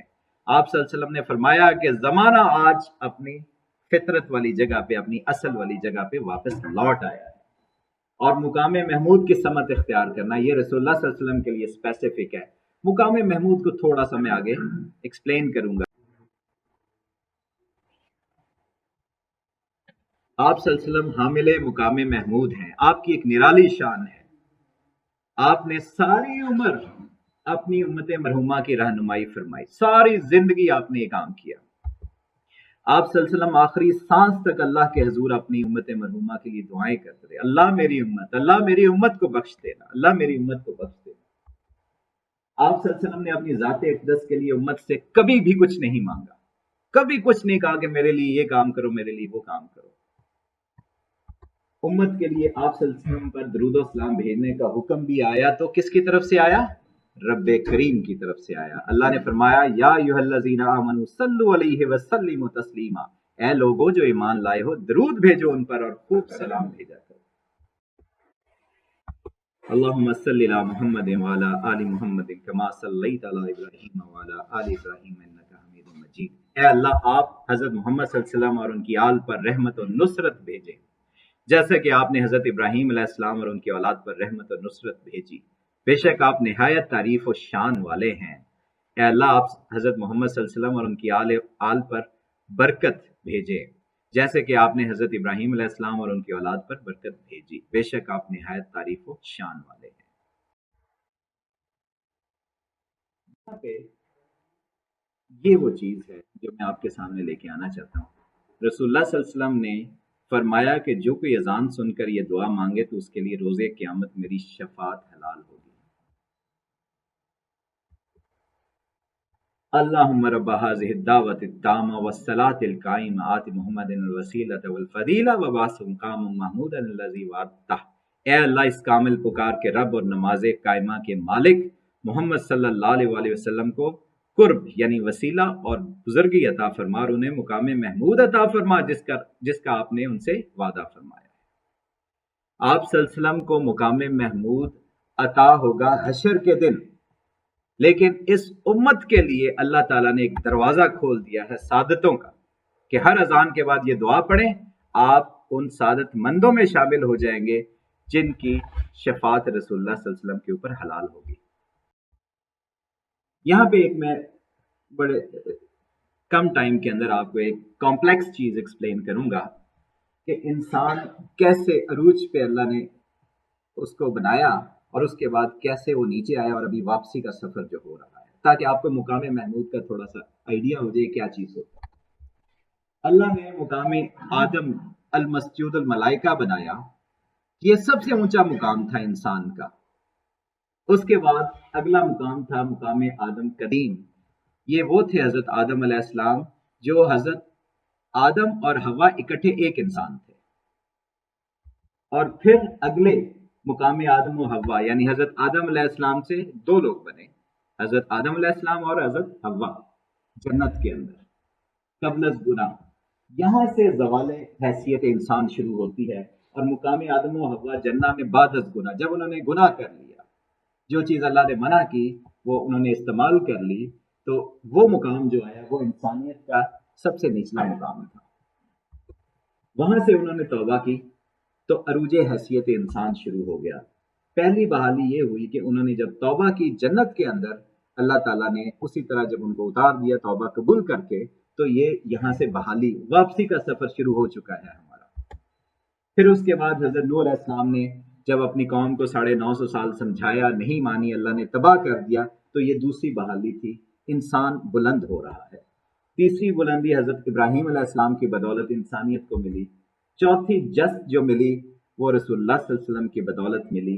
اس کی باقی ڈیٹیلز میں ابھی نہیں ذکر کروں گا۔ تو حتمی بحالی یہ وہ مقام تھا، رسول اللہ صلی اللہ علیہ وسلم جب دنیا سے یہ اتمام دین انہوں نے مکمل کیا تو انسان اس جگہ پہ واپس آ چکا تھا، مقام آدم کے مقام کے اوپر پیرل آ چکا تھا، اور یہاں سے مقام محمود سب سے بلند مقام ہے۔ اور میں یہ سمجھتا ہوں، جو میری تحقیق ہے اس کے مطابق شیطان کو اس مقام کا تبھی پتہ چلا جب یہ آیت مبارکہ اللہ نے نازل فرمائی۔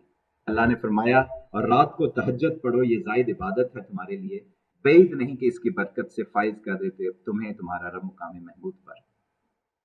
یہ ہائیسٹ مقام ہے اللہ تعالیٰ نے جس کو ڈیزگنیٹ کیا ہوا تھا، اور شیطان اس مقام پہ خود اپنے آپ کو فائز سمجھتا تھا۔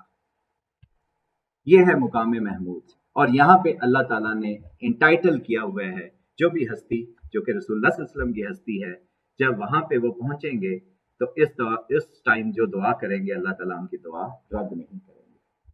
ये है वो मुकाम महमूद। और जानिसारान मुस्तफ़ा सल्लल्लाहु अलैहि वसल्लम के लिए बहुत ज़बरदस्त बुलंदी दर्जात और रसूल शफ़ात के मौके हैं कि दरूद और सलाम आप सल्लल्लाहु अलैहि वसल्लम पे भेजें और हर अजान के बाद दुआ करें, जैसे कि पीछे दुआ आ गई है। तो आप सल्लल्लाहु अलैहि वसल्लम जब मुकाम महमूद पर होंगे तो हम सब के ऊपर शफात जो है रसूलुल्लाह सल्लल्लाहु अलैहि वसल्लम की वो जायज़ हो जाएगी।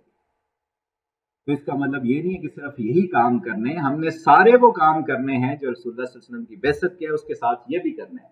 तो हमने मुकाम महमूद से मेहर वफा रखने वालों के लिए दावत और नवीद है कि कसरत दुरूद और सलाम और पंजगाना दुआए अजान से न सिर्फ अपने उखरवी मुकाम और मर्तबा की अजीम सर बुलंदियां पाएं, बल्कि रोज़े जज़ा और सज़ा शफ़ात मुस्तफ़ा सल्लल्लाहु अलैहि वसल्लम पाने वाले खुश नसीबों में शामिल हो जाएं। अपनी मिल्लत पर क़यास अक़वाम मग़रिब से न कर, ख़ास है तरकीब में रसूल हाशिमी। ये आपके सामने एक बहुत ही ख़ास नुक्ता है कि मोहम्मद से वफ़ा तूने तो हम तेरे हैं, ये जहाँ चीज़ है कि अल्लाह कलम तेरे। ये वो है कि हमने वफा करनी है, उनके मिशन के साथ वफा करनी है। यहाँ पे हम अगले आखिरी मौजू की तरफ जो बढ़ रहे हैं उसमें ये बहुत ही अहम पॉइंट है जो आपके सामने मैं लेके आऊंगा। हक और बातिल की एक जंग जो अजल से जारी है और आखिरी अबद तक जारी रहेगी, उसका ग्राउंड जीरो क्या है, किस जगह पे किस मैदान में लड़ी जा रही है। और वो है इस आयत के अंदर अल्लाह बताता है कि अल्लाह हामी मददगार है उन लोगों का जो ईमान लाते हैं, उनको तारीकियों से रोशनी की तरफ लेके जाते हैं। और तागूत क्या करता है, उसके ऑपोजिट काम करता है, रोशनी से अंधेरों की तरफ लेके जाते हैं। इसका मतलब ये है कि दो सिस्टम हैं इस दुनिया के अंदर, दो फोर्सेस हैं जो दुनिया के अंदर जिनकी कश्मकश जारी है, हक की और बातिल की। हक के लिए अल्लाह है, हिजबुल्लाह जो होते हैं, हिजबुल्लाह अपने आप को तारीकियों से उजाले की तरफ लेके जाते हैं और हिजबुल शैतान क्या करते हैं, उनको वापस लेके आते हैं। तो इस्लाम और कुफर एक दूसरे की जिद हैं। इसी ताल्लुक की वजह से किसी भी एक जिस्म या जमीन के ऊपर इस्लाम और कुफर बेक वक्त नाफिज नहीं हो सकते। ये इतना बड़ा एक पॉइंट है जिसकी तरफ हमें तवज्जो करने की जरूरत है। हम क्या करते हैं, एक वक्त के अंदर इसका फार्मूला उसका फार्मूला लगा के कोशिश ये करते हैं कि ये दोनों चीजें मिक्स होके चलें, ये नहीं चल सकती। एक फोर्स क्या कर रही है कि अल्लाह के नूर को बुझाने की कोशिश कर रही है, और अल्लाह का इरादा क्या है, वो अपने नूर को इत्माम देने जा रहा है, मुकम्मल करने जा रहा है। ये बिल्कुल उसके ऑपोजिट है। और वो कह रहा है कि बेशक ये काफिरों को जो इनकार करने वाले हैं उनको बुरा लगे या अच्छा लगे, ये काम मैं करने जा रहा हूं। और इसका सिलसिला ये है कि एक पेंडुलम की तरह है कि अल्लाह ने हर चीज दीन फितरत के ऊपर पैदा की है। फितरत कामल इस्लामी निज़ाम है और फिर एक शैतानी निज़ाम का गलबा हो जाता है। अल्लाह फिर खींच के, जैसे पीछे हमने अंबिया का जिक्र किया, अल्लाह फिर खींच के खैर का निज़ाम दोबारा नाफिज कर देता है। तो शैतान का निज़ाम ये है कि वो इसको तोड़ मोड़ के वो नीचे लेके आता है और फिर यहां से अल्लाह ताला वापस उसको खैर की तरफ खींच लेता है। इस्लाम और कुफर मुकम्मल तर्ज़ हयात हैं, जिद हैं। एक का इनकार दूसरे की अतात है, एक की जीत में दूसरे की हार है। And they are born to destroy each other. जैसे दो टीमें आपस में फाइनल खेलती हैं, दोनों टीमों में से एक टीम विनर होती है, दोनों टीमें तो विनर नहीं हो सकती। तो यहां पे हक और बातिल की जंग के अंदर जो फतह है वो हक की होने जा रही है। सिर्फ ये है हमारे लिए फिक्र की बात, क्या हम उस फौज का हिस्सा हैं या नहीं है। अहले हक और अहले बातिल के माबैन सर तोड़ अजली कश्मकश हर दौर में जारी रहती है। और इसकी कश्मकश ऐसे है, आई मिस यू हिट। किसी लम्हे हक का वार अगर कमजोर लगता है तो शर जो है वो अपना जोरदार वार आपके ऊपर कर देता है। ऐसा नहीं होता कि शर जो है वो आराम से बैठा हुआ है और हक उसको मारे जा रहा है, ऐसा नहीं होता। I miss you hit. और किस लिए है कि शैतान ने अल्लाह से वादा किया, उसने कहा सो कसम है तेरी इज्जत की मैं बहका कर रहूंगा, इन सबको बहका के छोड़ूंगा सवाए जो तेरे खालिस बंदे हैं। तो इस तरीके से हिजबुल शैतान अलग है, हिजबुल्लाह अलग है। भले ये थोड़े हों, कमजोर हों, लेकिन ये वो हैं जिनके ऊपर अल्लाह की नुसरत होती है। और हुजूर सल्लल्लाहु अलैहि वसल्लम ने फरमाया अल कुफ्रु मिल्लतुन वाहिदा, बेशक काफिर आपस में एक मिल्लत हैं, सारे के सारे, भले उनके नाम जो मर्जी हो। یہی قرآن عالی شان کا آفاقی دو قومی نظریہ ہے. دو قومی نظریہ پاکستان بننے سے مارز وجود میں نہیں آیا، یہ قرآن کا آفاقی نظریہ ہے. تو حق اور باطل کا جنگ کا گراؤنڈ زیرو، یا آپ کے سامنے میں شیطان کو تھوڑا اریاں کرنے جا رہا ہوں کہ شیطان کیا کرتا ہے. شیطان جب اللہ نے فرشتوں کو حکم دیا سجدے کا، اس دن سے لے کر قیامت کی صبح تک اس کے ذمے ایک ہی کام ہے، بڑا جو کام ہے اس کا، جو اس نے کہا کہ میں ان سب کو گمراہ کر کے چھوڑوں گا.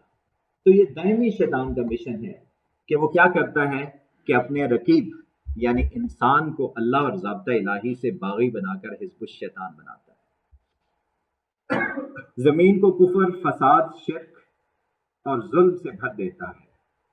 فطرت اور مظاہر فطرت، یہ ٹیکنالوجی جو کچھ بھی ہے اس دنیا کے اندر، ساری فورسز کو وہ کرپٹ کرتا ہے اور اپنے استعمال میں لے کے آتا ہے. ہدایت کی راہوں کو بند کر دیتا ہے، حتیٰ کہ اللہ کا نام تک لینے پر ہولناک سزاؤں کا قانونی طور پہ اجرا ہوتا ہے، لیجسلیشن ہو جاتی ہے. دین پر قدم بھر چلنا قابل نفرت جرم بنا دیا جاتا ہے، اور روئے ارض پر طاغوتی نظام کو جبر اور دھونس کے ساتھ لاگو کر دیا جاتا ہے.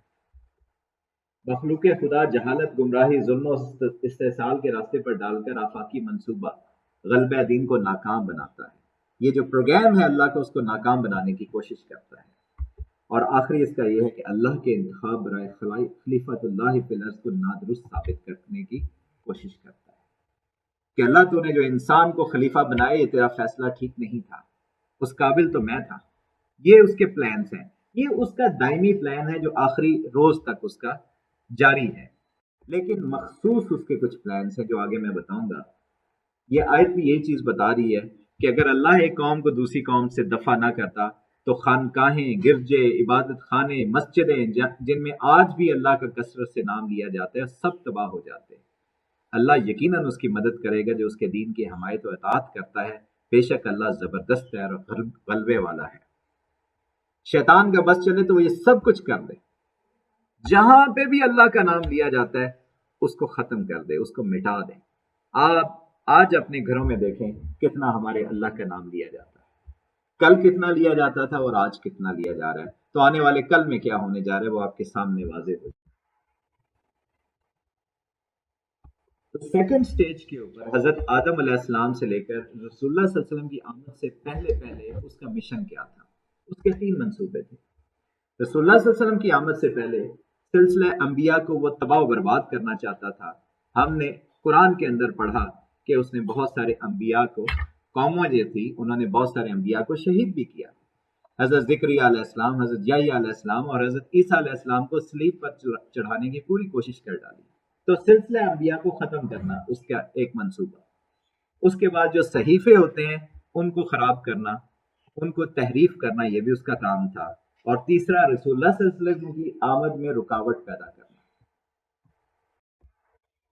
اور سورہ فیل کے اندر میں پچھلے اپنے لیکچر کے اندر یہ ہم ذکر کر چکے ہیں کہ عام طور پہ لوگ سمجھتے ہیں کہ سورہ فیل کے اندر جو ابراہا کا لشکر آ رہا تھا وہ خانہ کعبہ کو گرانے آ رہا تھا، بلکہ اصل لشکر ابراہا کا اولین مقصد نبی آخر زمان صلی اللہ علیہ وسلم کی تشریف آوری کو سبوتاژ کرنا تھا، اور ثانوی مقصد توحید کی آخری علامت بیت اللہ کو تباہ کرنا تھا. اس کو ہم ڈیٹیل میں سورہ فیل میں ڈسکس کر چکے ہیں کیسے یہ ہوا. نبی آخر زمان صلی اللہ علیہ وسلم اللہ رب العزت کے عظیم ترین انسانی منصوبے کی معراج ہیں. آپ صلی اللہ علیہ وسلم نے سلسلہ نبوت اور آفاقی دین کو تکمیل کر کے شیطانی پروگرام اور منصوبہ فساد فی الارض کو نابود کر دیا. آپ نے فرمایا حق آ گیا اور باطل مٹ گیا. بے شک باطل مٹنے کے لیے ہے. اور اللہ فرماتا ہے کہ آج جب مکمل ہو گیا دین مکمل ہو گیا تو اللہ نے فرمایا آج مایوس ہو چکے ہیں کافر تمہارے دین کی طرف سے، بس مت ڈرو تم ان سے اور مجھ ہی سے ڈرو. آج مکمل کر دیا میں نے آپ کے لیے آپ کا دین، اور پوری کر دی آپ پر اپنی نعمت، اور پسند کر لیا آپ کے لیے اسلام کو بطور دین. یہاں تک پہنچنے کے لیے جتنی رکاوٹیں ہو سکتی تھی وہ شیطان نے کھڑی کی. اور جب آپ کی بعثت ہوتی ہے تیسرے نمبر پہ یہ ہے کہ بعثت مصطفیٰ اور الیوم اکملت لکم دینکم کے درمیان میں شیطان کا کیا مشن تھا، تو وہ یہ مشن تھا آپ صلی اللہ علیہ وسلم کو شہید کرنے کی سر توڑ کوششیں کی. جیسے کہ پہلے میں نے ذکر کیا 7 کوششیں कम अज कम आपकी आखिरी लेवल वाली की गई। फिर ईमानी स्पोर्ट बेस की तबाही करने की कोशिश की, बेशक वो मक्का में हो बेशक वो मदीना में हो, उसको तबाह व बर्बाद करने की पूरी कोशिश की गई और तकमील दीन में हर मुमकिन रुकावट डालने की कोशिश की, हत्ता कि आपके ऊपर जादू भी किया गया।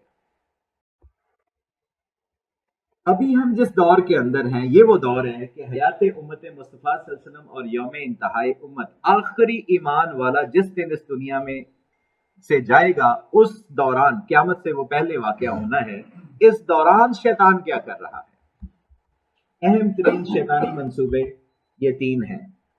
दीन रूह मुस्तफ़ा सल्लल्लाहु अलैहि वसल्लम को मिटा देना। और आज हम देखते हैं, हम नमाजें भी पढ़ते हैं, हज उम्रे भी करते हैं, लेकिन हमारे दिल की कैफियत नहीं बनती, हमारे मामलात में गड़बड़ है, हमारी सुबह कुछ और है, शाम कुछ और है। ये क्या है? दीन, ये जो रूह मुस्तफ़ा है, इसके साथ से हम कट गए हैं।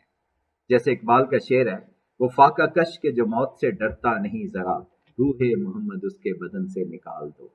ये उसका मिशन है जो कि वो आज भी कर रहा है कि कच्चे पक्के चलते जाएं। ऐसा नहीं हो सकता, कच्चा पक्का तो चावल भी हम नहीं खाते। तो रूह मुस्तफ़ा सल्लल्लाहु अलैहि वसल्लम को मिटाने की कोशिश हो रही है, दीन को दुनिया से बेदखल करना है। ये पूरा एक मिशन है, दीन इस्लाम को दुनिया से बेदखल करना। और आज आप देखें कि आहिस्ता आहिस्ता शैतानियत दोबारा अरूज हासिल कर रही है। वो इसी वजह से कर रही है कि ये उसका मंसूबा इंप्लीमेंट हो रहा है और उम्मत को शैतान की फौज बना लेना। जो उम्मत अल्लाह के पैगाम को दुनिया में फैलाने के लिए आई थी, वही उम्मत जो है वो शैतान के प्रचारक बन जाए, और ये आज हमारे सामने है।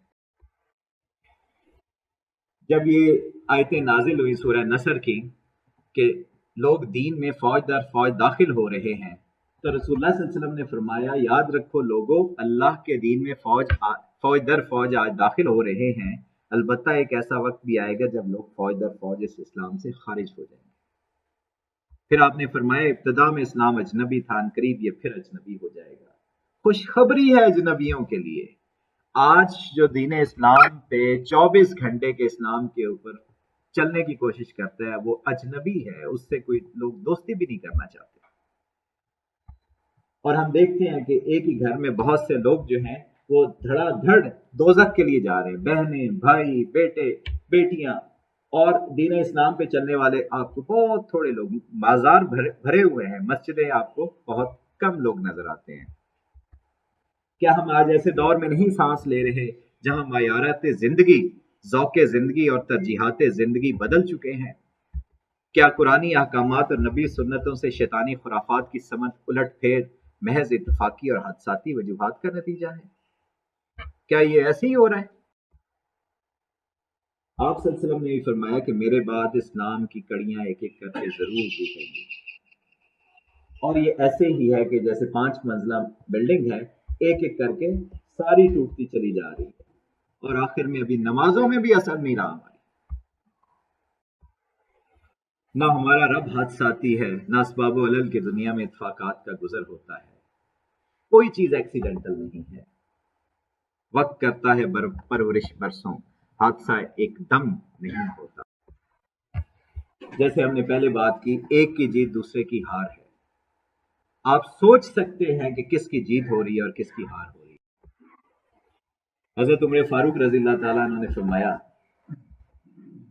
मुझे उस दिन से खौफ आता है जब कुफार अपने बातिल पर होने में फख्र और मुसलमान अपने ईमान पर शर्म महसूस करने लगेंगे। आज लोगों को शर्म आती है अल्लाह और रसूलुल्लाह सल्लल्लाहु अलैहि वसल्लम की इत्तबा करते हुए। रसूलुल्लाह सल्लल्लाहु अलैहि वसल्लम की सुन्नतों के ऊपर चलना हमारे लिए ऐसे जैसे शर्म वाली चीज बन चुकी है। जबकि याद रखें, इब्लीस का निजाम जब गालिब होता है तो फसाद फिल अर्ज, जो कि हम सारी साइडों पे देख रहे हैं, चहार सू क्यामत का समा होता है, तबाही, बर्बादी और जिल्लत की इंतहा होती है। इज्जत वालों की भी इज्जत रुल जाती है।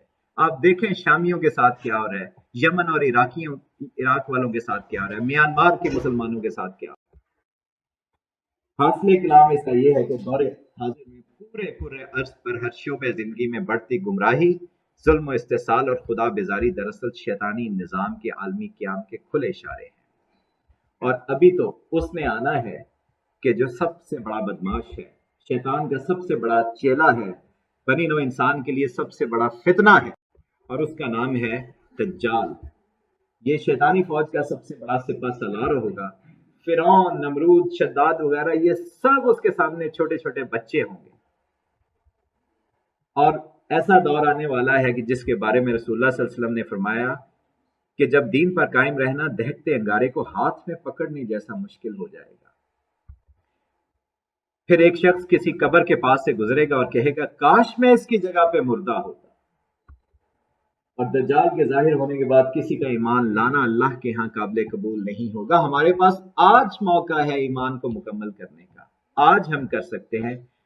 اس کے دور میں حلال حرام سچ جھوٹ دوستی دشمنی کے تمام پیمانے الٹ پلٹ جائیں گے. ساری چیزیں الٹ پلٹ جائیں گی. پھر آپ صلی اللہ علیہ وسلم نے فرمایا کہ حضرت آدم علیہ السلام سے لے کر قیامت تک بنی نوع انسان کے لیے دجال سے بڑھ کر کوئی فتنہ نہیں. اور آپ نے یہ بھی فرمایا کہ دجال جب آئے گا تو مسجدوں اور ممبروں سے دجال کا ذکر ختم ہو جائے گا. اور ہم بہت جمعے اور تقریریں ہم نے واز سنے ہیں دجال کے بارے میں، شاید ہی کوئی بات کرتا ہو آج. پھر آپ صلی اللہ علیہ وسلم نے خوشخبری ہمیں دی کہ فتنوں سے وہی بچ سکے گا جو کہ فتنوں کا علم رکھے گا. ہم کہاں پہ ہیں آج؟ ہم تقریباً اس جگہ پہ پہنچ چکے ہیں کہ دجال کسی بھی لمحے اس کا خروج ہو سکتا ہے. جہالت، گمراہی، لاپرواہی کا وقت گزر چکا ہے. اب تو دینداری اور خیر خواہی سے وقت کو قیمتی بنا لینے کا بھی وقت بہت تھوڑا رہ گیا. اللہ فرماتا ہے اقترب للناس حسابهم وهم فی غفلت موردون. قریب آ گیا انسانوں کے حساب کا وقت اور وہ پڑے ہوئے غفلت میں منہ موڑے ہوئے.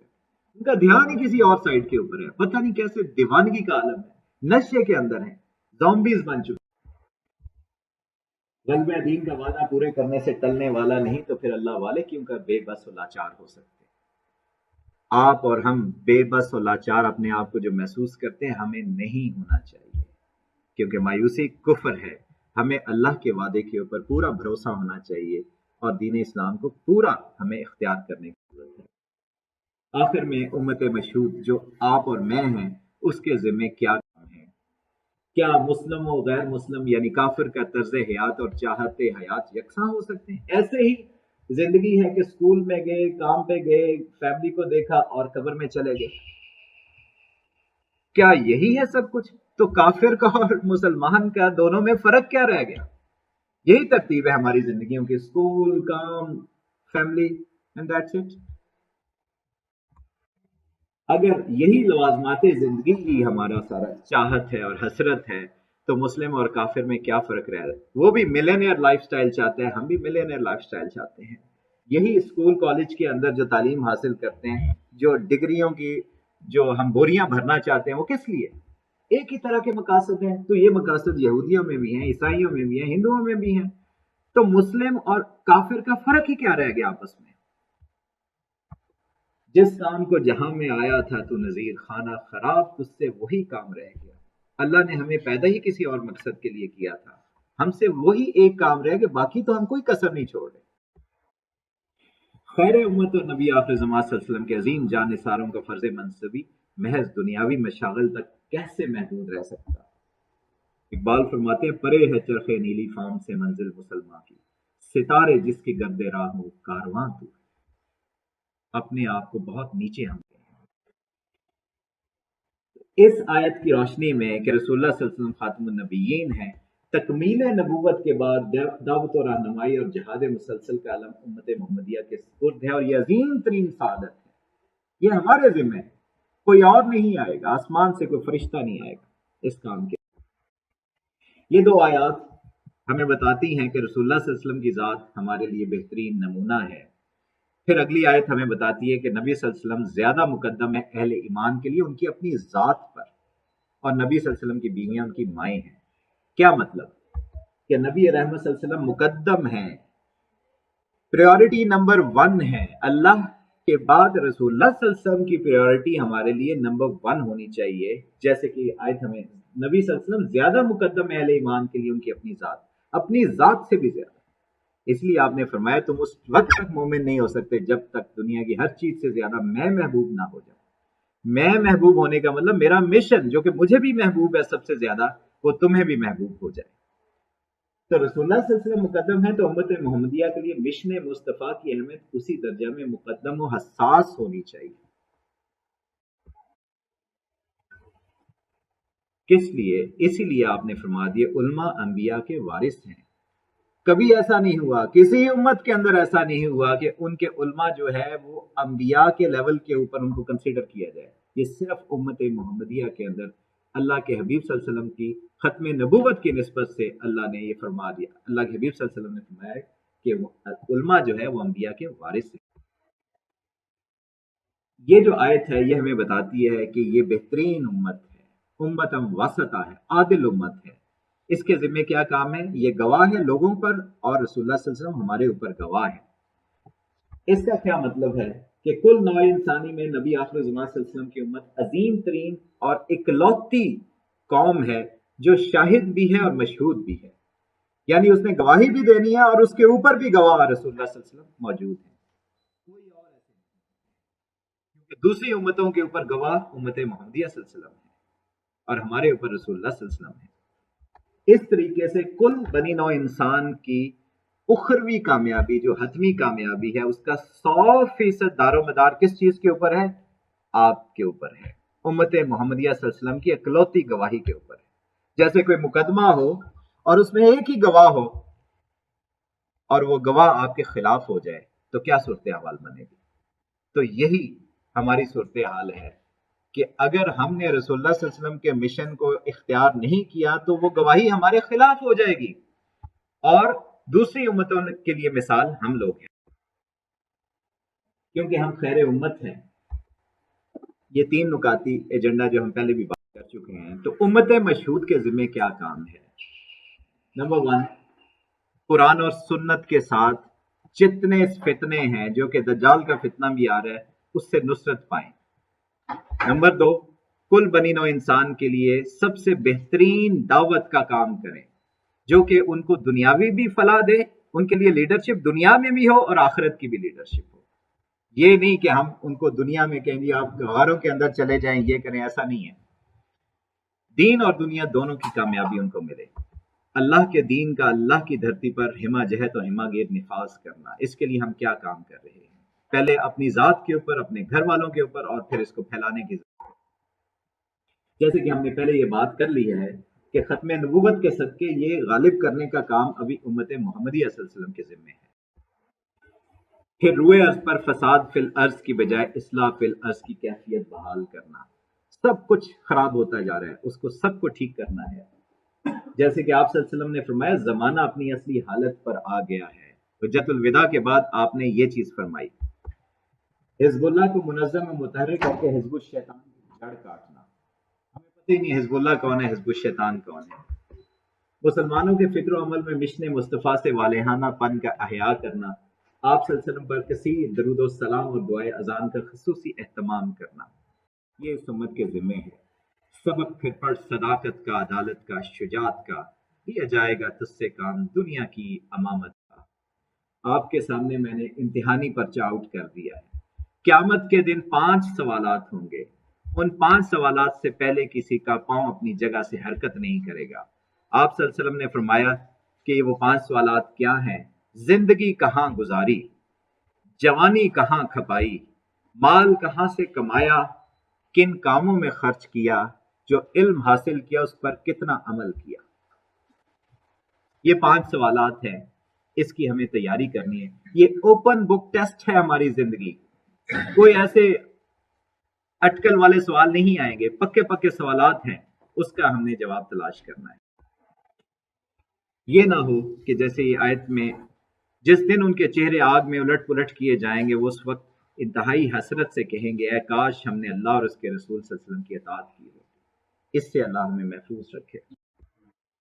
یاد رکھیں وقت سب کو ملتا ہے زندگی بدلنے کے لیے، لیکن زندگی دوبارہ نہیں ملتی وقت بدلنے کے لیے۔ لائف ون وے ٹکٹ ہے، جو ادھر ہے اس نے ادھر جانا ہے، بیکورڈز نہیں کوئی جاتا۔ ان الانسان لفی خسر، بے شک انسان گھاٹے میں ہے۔ گھاٹے سے کون محفوظ ہیں وہ بھی اللہ نے ہمیں بتا دیا۔ تو سب برادران اسلام کے لیے دعوت عام ہے کہ آئیے ایک لمحے کے ضیاع سے بھی پہلے رضا الہی اور مشن مصطفیٰ صلی اللہ علیہ وسلم کے لیے اپنا تن من دھن نچھاور کر دینے کا عہد کریں۔ ایک لمحے کی دیری بھی نہ کریں۔ آپ صلی اللہ علیہ وسلم نے فرمایا میں تمہارے درمیان دو چیزیں چھوڑے جا رہا ہوں، تم اس وقت تک گمراہ نہیں ہوگے جب تک کہ انہیں مضبوطی سے تھامے رکھو گے، ایک کتاب اللہ ہے اور دوسری میری سنت۔ قرآن علی شان اور سنت نبی صلی اللہ علیہ وسلم، ان دونوں کے درمیان جو جگہ ہے، جو راستہ ہے، یہی صراط مستقیم ہے۔ پھر آپ نے فرمایا تو میری سنت اور ہدایت یافتہ خلفائے راشدین کی سنت کی پیروی کرنا، اس کو مضبوطی سے تھامنا اور دانتوں سے پکڑنا۔ کتنی ہدایات ہمیں دی، کسی بھی صورت سلپ نہ کر جانا اس سے۔ پھر اللہ فرماتا ہے وَأَطِیعُوا اللَّهَ وَرَسُولَهُ إِن كُنتُم مُؤْمِنِینَ، اطاعت کرو اللہ اور اس کے رسول کی اگر تم ہو مومن۔ تو زندگی کا بہترین اصول آپ کے سامنے میں پیش کرتا ہوں، راج اللہ کا اور رواج محمد رسول اللہ صلی اللہ علیہ وسلم کا۔ یہ ہماری زندگی کا مشن ہونا چاہیے، بہترین اصول ہونا چاہیے۔ اور جیسے کہ یہ بہت اچھا قول ہے، کسی نے کہا اگر تم راستہ جاننے والے ہو تو جو گمراہ ہے وہ تمہاری ذمہ داری بن چکے۔ جیسے ہم سے لوگ راستہ پوچھتے ہیں، ہمیں پتہ ہوتا ہے ہم بتا دیتے ہیں، تو آج آپ کے سامنے راستہ کھل گیا ہے، تو جو گمراہ ہیں وہ آپ کی ذمہ داری بن چکے ہیں۔ اور آپ کون ہیں کہ آپ کے بارے میں رسول اللہ صلی اللہ علیہ وسلم نے فرمایا کاش میں اپنے بھائیوں سے مل سکتا۔ صحابہ کرام رضوان اللہ تعالیٰ مجمعین نے پوچھا کیا ہم آپ کے بھائی نہیں ہیں؟ آپ صلی اللہ علیہ وسلم نے فرمایا آپ تو میرے صحابہ ہو، میرے بھائی تو وہ ہوں گے جنہوں نے مجھے دیکھا نہیں ہوگا مگر میرے اوپر ایمان لائیں گے۔ یہ آپ کے لیے یہ سارے پیغامات ہیں۔ پھر آپ صلی اللہ علیہ وسلم نے یہ بھی فرمایا کہ جس نے میری امت کے بگاڑ کے زمانے میں میری سنت کو مضبوطی سے پکڑا اس کو 100 شہیدوں کا ثواب ہے۔ کہاں ایک شہید جس کے بارے میں اللہ فرماتا ہے کہ اس کو مردہ مت کہو، وہ زندہ ہے لیکن تمہیں شعور نہیں، اور کہاں 100 شہیدوں کا ثواب۔ وَذَكِّرْ فَإِنَّ الذِّكْرَ تَنفَعُ الْمُؤْمِنِينَ، اور نصیحت کرتے رہو اس لیے کہ نصیحت فائدہ پہنچاتی ہے اہل ایمان کو۔ اور آپ صلی اللہ علیہ وسلم نے فرمایا کہ پہنچا دو لوگوں تک اگرچہ ایک آیت بھی معلوم ہو۔ یا رب لک الحمد کما ینبغی لجلال وجہک وعظیم سلطانک، اے ہمارے پروردگار حقیقی تعریف آپ ہی کے لیے ہے جیسی تعریف آپ کی ذات کی بزرگی اور آپ کی عظیم سلطنت کے لائق ہو۔ سبحان ربک رب العزت عما یصفون والسلام علی المرسلین والحمد للہ رب العالمین وما علینا الا البلاغ المبین وآخر دعواہم ان الحمد للہ رب العالمین۔